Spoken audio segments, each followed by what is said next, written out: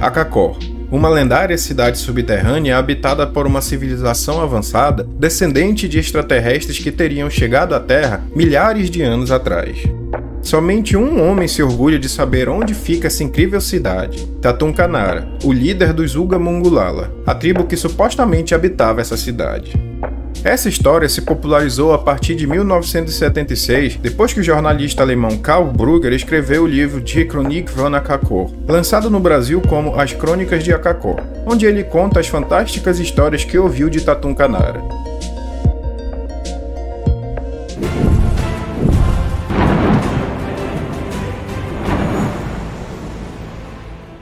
Fala galera, sejam muito bem-vindos a mais um vídeo aqui no canal Contextologia, onde nós falamos sobre história, arqueologia e vez ou outra desmistificamos algumas pseudo-teorias e pseudo-hipóteses relacionadas a essas áreas. E no vídeo de hoje nós falaremos sobre a famosa cidade de Acacor, que eu aposto que muitos de vocês conhecem pelo livro As Crônicas de Acacor. Essa história é bem legal porque grande parte dela aconteceu aqui na cidade onde eu moro, em Manaus no caso, e a outra parte em Barcelos, que é uma cidade aqui do interior do Amazonas onde eu sempre fico quando eu vou em pesquisa pelo Instituto. Gente, é importante salientar que com certeza existe muita coisa que nós ainda não descobrimos ali por baixo da selva amazônica. Sem sombra de dúvidas há e esperamos descobrir um dia. Mas será que essa cidade de Acacor é uma dessas? É o que nós vamos descobrir nesse estudo. Então, sem mais enrolação, bora pro vídeo. Depois do lançamento do livro As Crônicas de Acacor, Tatun Kanara passou a ser, principalmente para os turistas estrangeiros, um homem muito importante e respeitado, pois todos queriam conhecer e explorar os caminhos enigmáticos e ricos até Acacor. Até o famoso pesquisador francês Jacques Cousteau também viajou com Tatun Kanara. Obviamente ele não encontrou nada. Bom, para chegar até essa suposta cidade de Acacor, o principal ponto de partida seria a cidadezinha de Barcelos, no interior do Amazonas, essa que eu citei logo ali no início. Só quem sabe esse caminho, é claro, é o Tatun Kanara. Então, antes de falarmos sobre a cidade de Acacor em si, vamos conhecer um pouco sobre ele. Tatun Kanara diz que é descendente de um antigo povo que viveu na região e passou para ele todos os segredos e mistérios da cidade perdida. Cidade essa que contava com túneis e ruas de ouro e diversas outras joias. E segundo ele, a sua tribo teve contato com seres extraterrestres, sofreu invasão dos nazis nos anos 30 e até ajudou a construir a cidade de Machu Picchu, no Peru. Mas gente, para entendermos de uma forma bem mais clara e resumida o que o Tatun Kanara afirma sobre a cidade, nada melhor do que suas próprias palavras, registradas pelo jornalista Irã Silva Reis em uma entrevista no ano de 2010. Essa tartaruga tatuada no meu peito é um distintivo. Sou Uga Mongulala, chefe religioso de um povo inca. Minha mãe era alemã, médica e freira. Em 1930, morava na missão de Santa Maria, no Acre. Meu pai chamava-se Sincaya Inca. Era Uga Mongulala, chefe religioso de uma cidade em ruínas. Meu pai atacou a missão alemã. Atacou o bispo, os padres e toda a população, poupando 4 freiras. Uma delas era minha mãe. Em 1935, ela casou com meu pai e chamava-se Eina. Nasci em 1938. Minha irmã, a Harira, em 1944. Minha mãe morreu em 1956. Em 1957, a Harira casou-se com um mensageiro Mongulala que morava nas cidades subterrâneas. Quando o mensageiro voltou para a cidade, fomos com ele. Foi quando conheci as pirâmides e as cidades subterrâneas. Acacor é onde vivem os sacerdotes Mongulala, minha irmã Harira e milhares de outras pessoas privilegiadas. Ali ficam relíquias e tecnologia avançadíssima. A iluminação é através da aura das pessoas. Nosso povo usa telepatia e força mental capaz de materializar pessoas e objetos em qualquer lugar. Os meios de transporte são discos voadores. A cidade de Acarrim, em ruínas, fica mais próximo das nascentes do rio Padauari. Ali vivem os escravos de Acacor, denominados Homens das Cavernas. Quem chegar à região sem autorização é morto imediatamente. Também tem a cidade de Acanes, onde recebemos os mensageiros de outros planetas e os fornecemos ouro em troca de remédios espaciais. É quase o mercado dos mundos. Em 1990, o programa Fantástico exibiu uma matéria sobre Tatun Kanara. Vejamos um trecho. Tatunka já tinha sido avisado que a nossa equipe estava atrás dele e tentou fugir da gente de todas as maneiras. Só agora, mais de 2 horas subindo o Rio Negro, é que nós avistamos um barco que pode ser o de Tatun Kanara. É aquele barco ali. Quando chegamos perto do barco Anita 2, Tatunka viu que estava sendo filmado e reagiu com gentileza. Ajudou a amarrar a nossa lancha ao barco e nos convidou para conversar. Apresentou a sogra dele e os 2 turistas alemães. Tatum Canara resolveu se abrir sobre tudo o que dizem dele. Uma decisão rara em sua vida. Você já matou alguém ou não? Esses que me acusando, não. E outras pessoas? Bom, antigamente eu era índio, eu nasci no mato, né? Aos últimos 20 anos eu não matou ninguém. Nos últimos 20 anos você não matou mais ninguém? Até hoje está casado com minha esposa e tudo bem. Mas antes dos 20 anos você já tinha matado quantos? Bom, não se fala deixa porque estava as terras, né, no mato. Eu nasci e me criou numa louca de índio. E nós sempre lutamos contra a civilizado. Mas este lado de Peru. Entendeu?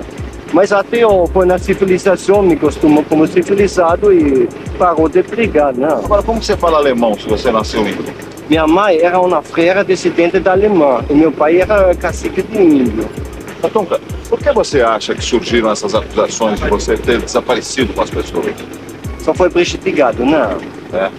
Porque esses jornal que escrevendo aqui em Manaus, escrevendo eu matava mulher e criança na Europa.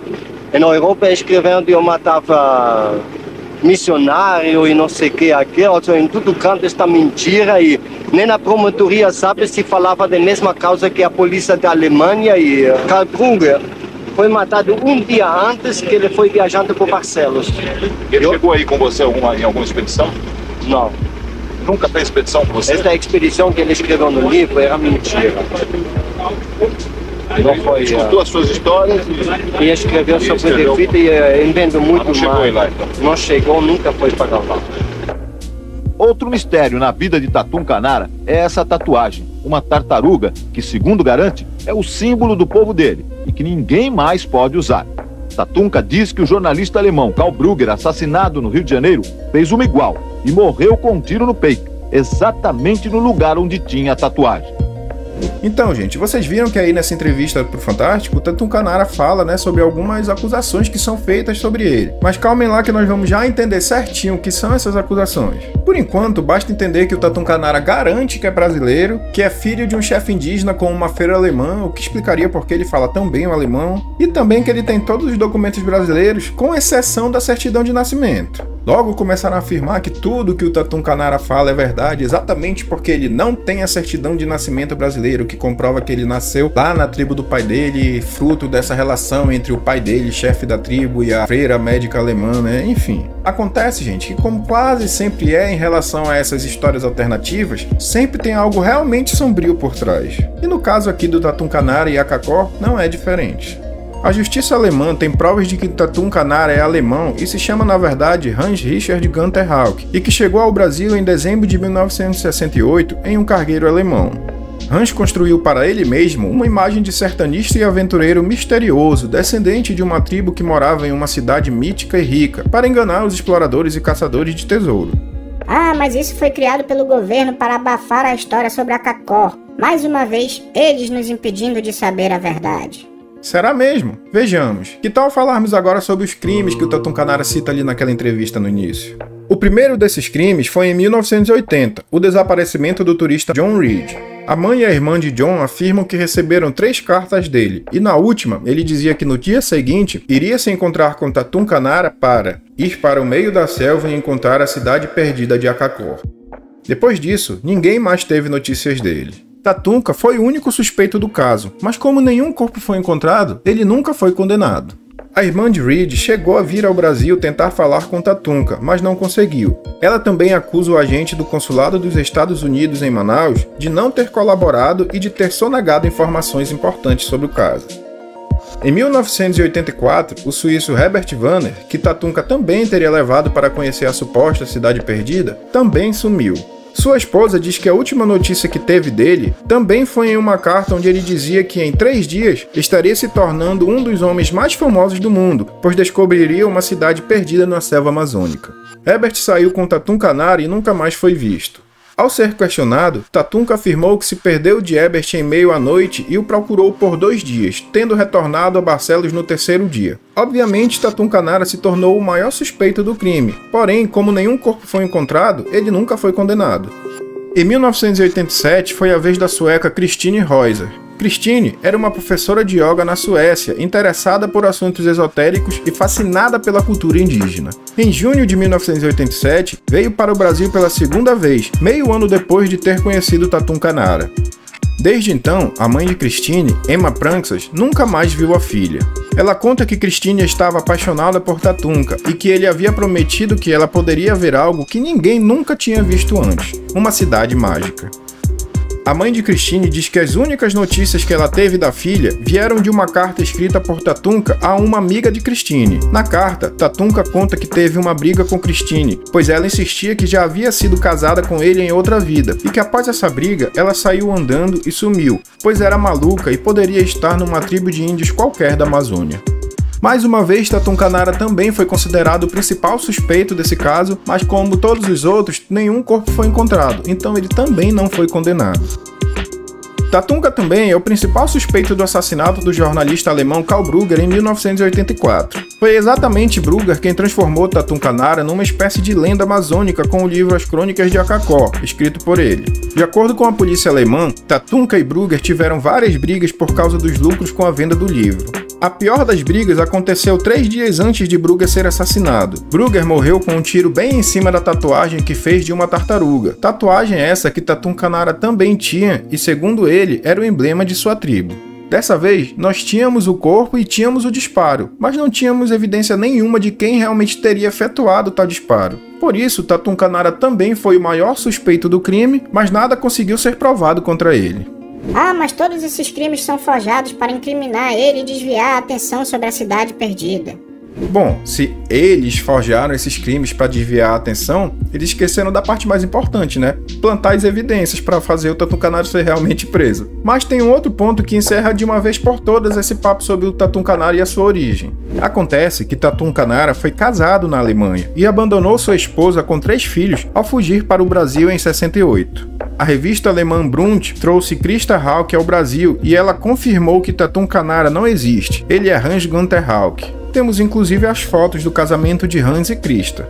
E o mais interessante é que o Tatum Canara acabou sem querer admitindo ali toda a sua farsa. Quando recebeu a sua ex-esposa, Christa Hauck, ele chorou quando perguntou pelos filhos e a família que tinha constituído na Alemanha. Christa ficou 2 dias na cidade de Barcelos, na casa de Hans e sua nova esposa. E o mais interessante é que ao se despedir de Christa, Hans falou friamente: "Eu te disse que o nosso casamento não seria eterno." Como já dito, Hans nunca foi condenado por nenhum dos crimes, pois apesar de todo o contexto e evidências apontarem para ele, nenhum dos corpos foi encontrado, com exceção do de Karl Brugger, com o tiro bem em cima da tatuagem de tartaruga. Sendo assim, como já vimos, ele permaneceu morando na cidade de Barcelos, casou novamente, formou outra família e ainda está por lá até hoje. E galera, interessante é que eu já vi o Tatum Canara ali por Barcelos várias vezes. Lembra que eu falei pra vocês que às vezes eu vou pra lá quando a gente vai em pesquisa pelo IGA? Ah, Edson, mas tu só falou do Tatum, que não falou da cidade em si. Tu não comprovou que a cidade é uma farsa. Gente, me poupem. Nós mostramos imagem dele quando criança na Alemanha, mostramos ele casado na Alemanha, mostramos a esposa alemã dele visitando ele no Brasil décadas depois e ele a recebendo, inclusive. E essa última parte da esposa por si só já exclui toda a história que ele contou ali, né? Até porque, gente, toda história tem uma cronologia. Nas aulas eu costumo dizer para os meus alunos que a história é como se fosse uma contagem. Ela começa com o ponto 1, depois vem o ponto 2, depois o 3, o 4 e por aí vai, né, gente? Se nós descobrimos que existe uma história aqui e que o ponto 1, 2 e o 3 delas são falsos, não existem, são inventados, nós precisamos ainda assim considerar o 4 e o 5? Obviamente que não, né, galera? Se o 1, 2 e 3 são falsos, obviamente o 4 e 5 vão ser falsos também. Não tem nem lógica pensar o contrário disso. Ah, mas eu não acredito nisso. Problema seu. Arqueologia e história não é sobre o que você acredita. É sobre o que conseguimos comprovar de acordo com as evidências que conseguimos reunir. E as evidências que nós reunimos aqui hoje, sem sombra de dúvidas, nos evidenciam que Tatum Canara, o líder dos Uga Mangulala, era na verdade Hans Richard Günther Hauck, um alemão nascido em 1941 na cidade de Coburg. Bom, gente, pro vídeo de hoje é isso, espero que vocês tenham gostado. Se gostaram, deixa aquele like aí. Se não for inscrito, se inscreva. E se você assistiu até aqui, eu peço que escreva aí nos comentários Contextou Lonara, aquela brincadeira que a gente faz de vez em quando, pra eu ver que a gente tá assistindo os vídeos até o final. Então, sendo assim, agora eu vou deixar aqui mais 2 vídeos pra vocês continuarem assistindo e ajudando o nosso canal a crescer. Valeu, galera, até o próximo vídeo.